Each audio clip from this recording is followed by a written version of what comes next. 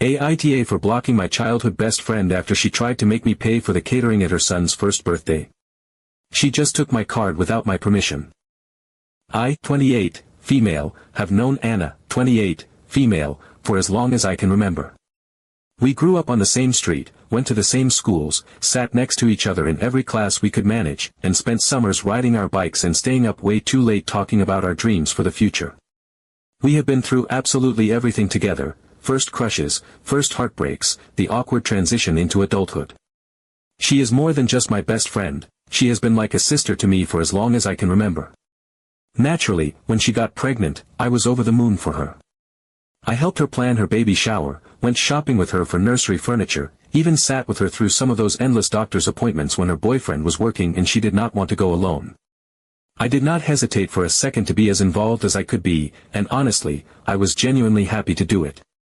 I love her and I wanted to support her, especially in such a huge new chapter of her life.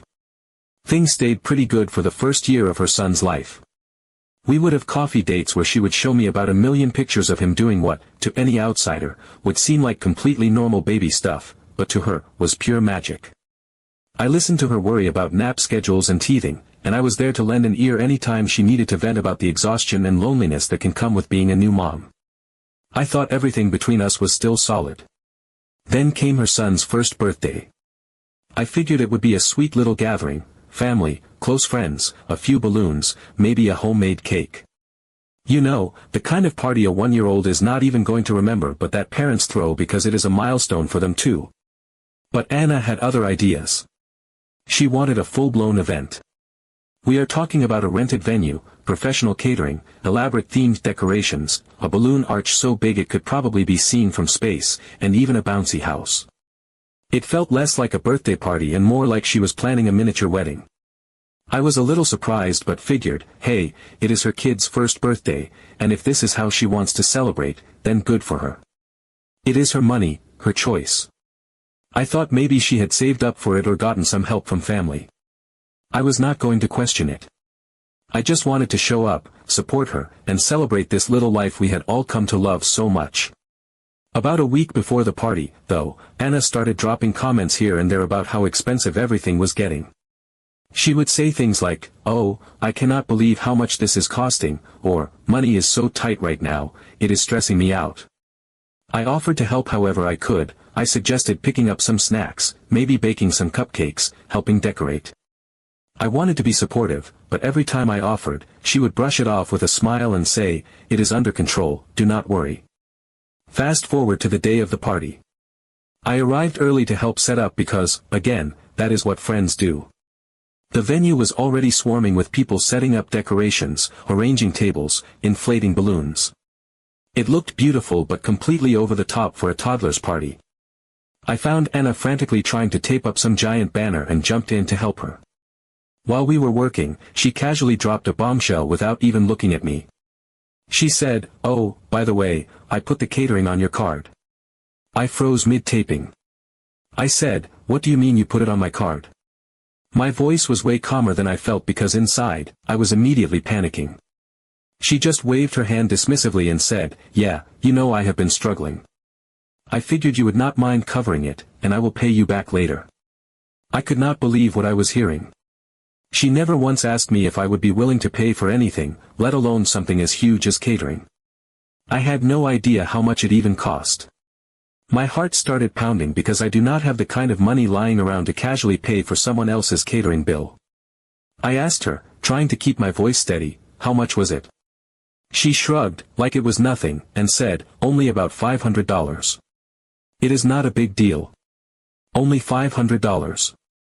$500 that I never agreed to spend, on food I had no say in ordering, for a party that, while I was happy to attend, was not my responsibility to fund. I took a deep breath and said as firmly but kindly as I could, "Anna, I never agreed to this. I cannot pay $500 for your party." Her face dropped immediately. She looked genuinely hurt and said, "I thought you would want to help. You know how hard things have been for me. This is my son's first birthday. It is a huge deal." I said, "I understand that, but you cannot just assume someone is going to pay for something without asking them. That is not fair." I do not have $500 to just throw around. She got defensive and started raising her voice, saying that I was being selfish and that a real friend would step up and help without making her feel bad about it. Some of her other friends were standing nearby setting up decorations, and they all went awkwardly silent, pretending not to hear but very obviously listening to every word. I tried to explain again that I was happy to help in ways I could actually afford, but that this was way over the line. Anna kept pushing, saying, "It is just money, you will get it back, I promise," but I could tell by the way she was acting that the chances of me ever seeing that money again were slim to none. At that point, I just could not take it anymore. I told her I was leaving, packed up the little gift I had brought for her son, and walked out. I felt embarrassed, hurt, and frankly, furious. I spent the rest of the day feeling guilty and second-guessing myself. Later that night, my phone started blowing up. Anna sent me dozens of texts, long paragraphs about how I had ruined her son's birthday, how I did not understand what it is like to struggle financially, how I had abandoned her when she needed me most. I tried to respond calmly at first, explaining again that she had crossed a boundary, but she just kept piling on the guilt. After a while, I realized that no matter what I said, she was not going to see my side. She had already made me out to be the villain in her mind. So I blocked her. I could not deal with the endless guilt trips and emotional manipulation anymore. Since then, a few of our mutual friends have reached out. Some of them said they understood why I was upset but thought I should have just paid it to keep the peace. Others said that if I was really her best friend, would have helped her out without making a scene. One even said, "It is just money, you could have figured it out later." But the thing is, it is not just money. It is about trust. It is about respect. You do not make financial decisions for other people without their consent, and you definitely do not ambush them with a huge bill at the last second and expect them to just go along with it. I feel terrible that things ended the way they did. I hate that our friendship of decades is probably over because of this. But at the same time, I feel like I had no choice. If she thought it was okay to do this once, what would stop her from doing it again? So, I have to ask, am I the asshole for blocking her and walking away from the friendship? Or did I overreact? I honestly do not know anymore. Update 1. About a month after the party fiasco, when the sting of the whole situation had dulled just enough for me to think clearly, I unblocked Anna. I did it quietly, without telling anyone, mostly because a small part of me still missed her. After everything we had been through, it felt impossible to just erase her from my life entirely. I told myself that maybe we both needed time, that maybe once emotions cooled, we could find our way back to something resembling the friendship we had shared for so long. I missed the inside jokes, the late-night talks, the feeling of knowing someone who had literally seen every version of me and still stuck around. For a little while, things seemed fine. She did not reach out right away, and I figured that was for the best. It gave me space to breathe, to sort out my own feelings without the added weight of her expectations. Eventually, though, the messages started trickling in. Just casual things at first, memes she thought I would laugh at, a funny story about her son, a reminder of a song we used to scream-sing in the car during summer road trips. It was easy to slip back into old rhythms, easy to forget the ugly fight when she was being sweet and nostalgic. We made plans to meet for brunch one Sunday morning. I told myself it would be low stakes, just a chance to catch up, nothing too serious. She picked the place, a cute little cafe downtown that was known for its fancy lattes and overpriced avocado toast. I thought about suggesting somewhere cheaper, but I did not want to start another argument, so I went along with it. Brunch was nice enough at first. We talked about work, her son, little things. I could almost pretend that everything was normal. But when the check came, she patted around in her bag for a long moment before laughing and saying she must have forgotten her wallet at home. She said it so breezily, like it was no big deal, like of course I would just cover it. I told myself it was not worth making a scene. It was brunch, after all, not $500 in catering. I paid, but a little knot tightened in my stomach that did not loosen, even after I left. I tried to brush it off. Everyone forgets their wallet sometimes, right? It was just a mistake, not a pattern. Except that it kept happening. A couple of weeks later, she asked if I wanted to go shopping with her. She needed a new dress for a wedding she was attending and said she would love my opinion. It sounded innocent enough, and honestly, I missed the normalcy of hanging out, so I agreed. We wandered through the mall, laughing and chatting like old times. But as we were checking out at one store, I noticed she had slipped a couple of items into the pile of clothes I was buying for myself. When I raised an eyebrow, she just smiled sweetly and said, "You'll get this for me, right? I'll Venmo you later." I hesitated, caught completely off guard, but the cashier was already ringing everything up and people were waiting in line behind us. I felt too embarrassed to say no on the spot. So I paid.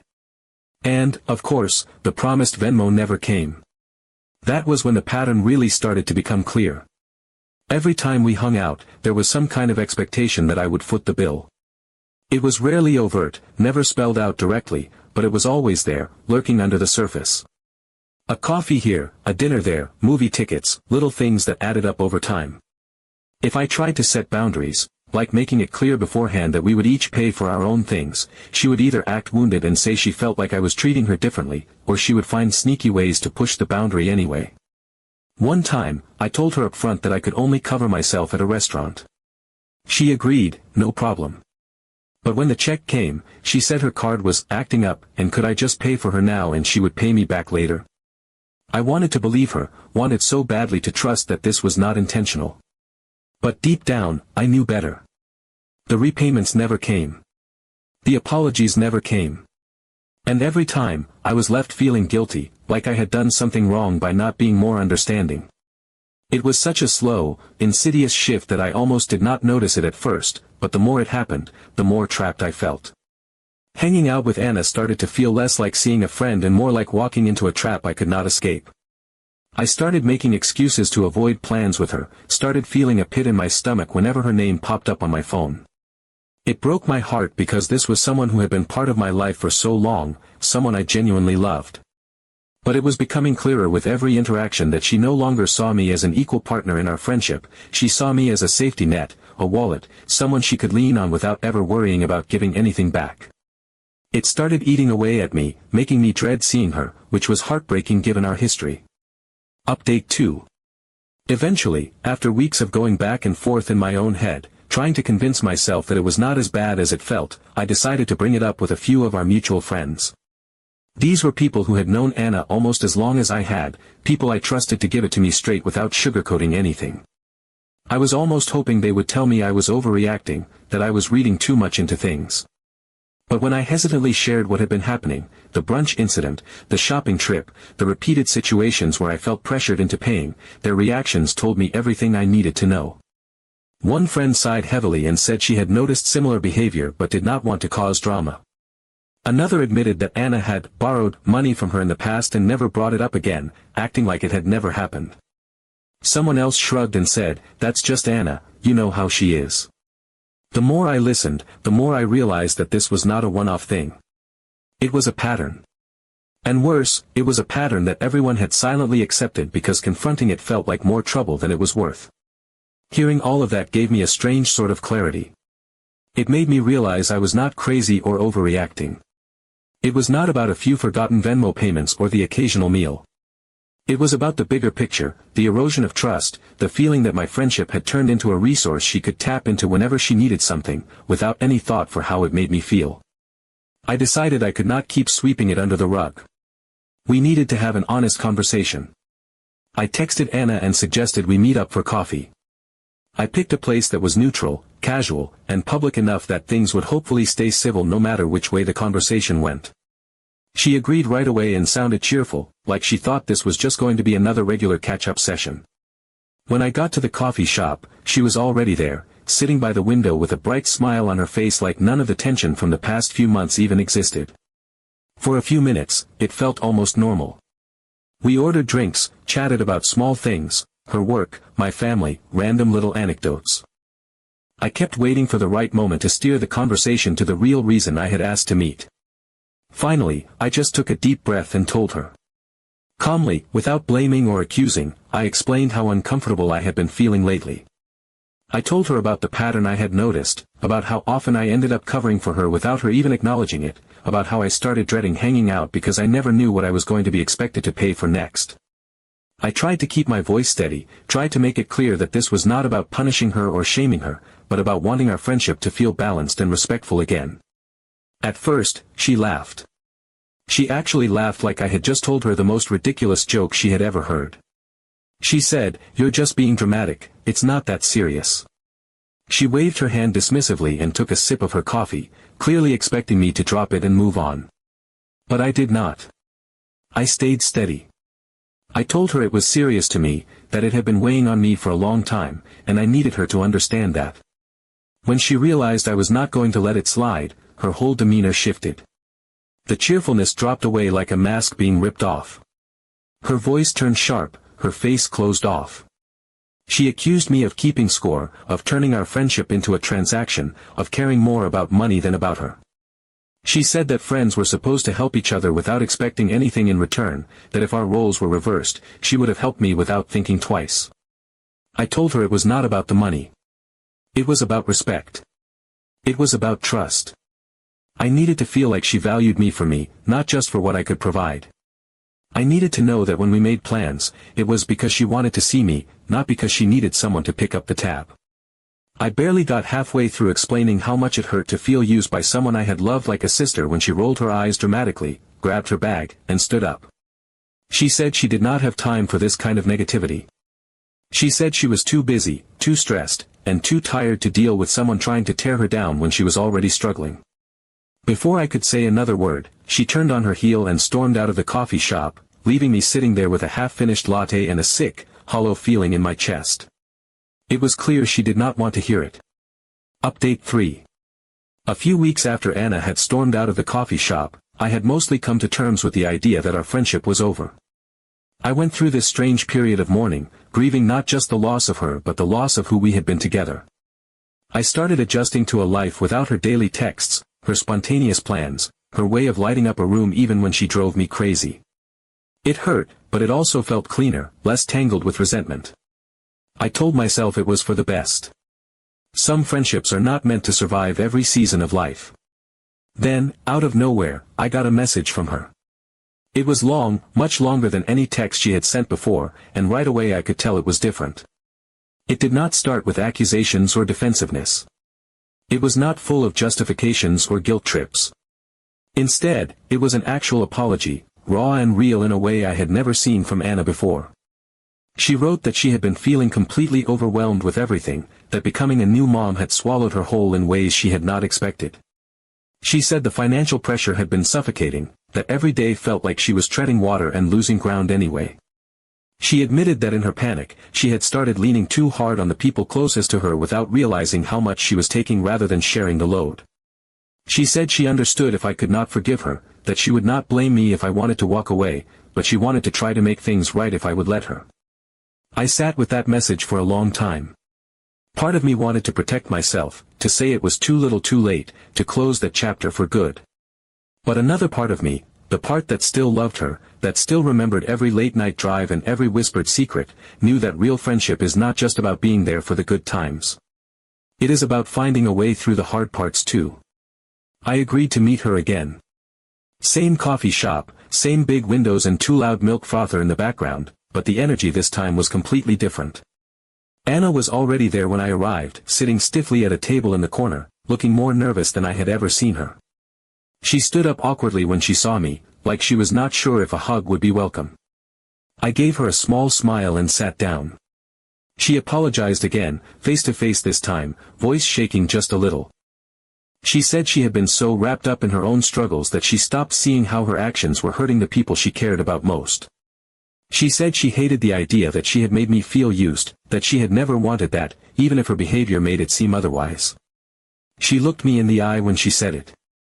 No flippant jokes, no dismissive laughter, no brushing it off. Just sincerity. I told her how much it had hurt. How isolated I had felt, how trapped and resentful and guilty all at once. I told her that what broke my heart the most was that I had stopped feeling safe around her, had started feeling like every time we hung out, I had to have my guard up. I needed her to understand that trust, once broken, is not easy to rebuild. And to her credit, she listened. She did not interrupt. She did not argue. She just listened, really listened, and when I finished, she nodded slowly and said she was sorry again, not in a way that sounded performative or desperate, but like she actually meant it. We talked for a long time after that, longer than we had planned. We agreed that if we were going to try to rebuild our friendship, it had to be different this time. No more assumptions about money. No more unspoken expectations. If either of us needed help, we would ask directly and accept the answer, even if that answer was no, without resentment or guilt-tripping. We promised to be honest with each other, even if it was uncomfortable. It was not like flipping a switch. Things did not magically snap back to how they had been before. There were awkward moments when I caught myself flinching internally if the check came at a restaurant or if she asked me for a favor. There were times when old habits almost slipped through, when I could see her start to fall into old patterns and then visibly stop herself. And I had to be honest with myself too, to admit that my trust was fragile and it was going to take time before it felt whole again. But little by little, step by step, we started finding our way back to each other. We started doing small, safe things together, walks at the park, coffee dates where we each paid separately, nights and watching movies and eating cheap takeout. No pressure. No hidden strings. Just two friends relearning how to be in each other's lives in a healthy way. It was not perfect. It probably never would be. But there was something beautiful about the way we both chose to try, to fight for the friendship instead of letting it rot away under the weight of hurt feelings and pride.